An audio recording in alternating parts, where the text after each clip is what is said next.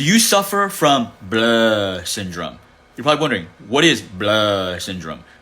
Bluh syndrome is when you feel blah, right? So maybe you're chronically fatigued, you feel fat, you feel sluggish, you feel brain fog, right? And you've gone to doctors, you've gone to natural healthcare practitioners, and then they do all this testing, expensive testing, and then they come back and they tell you, oh wait, you're genetically mutated, you are a mutant, right? And then, oh hey, your adrenal glands problems, your thyroid has a problem, your mitochondria has a problem. So they give you all these supplements, and after you do it, maybe you feel good, right? But then once you stop the program, you come back to feeling blah, right? So they tell you, hey, we fixed the root cause. You shouldn't feel blah, but you still feel blah. So the problem could be is that they didn't fix the root cause in the sense of they didn't get your body to heal itself, right? If you need help restoring your self-healing mechanism, click on divinefarmerhealth.com.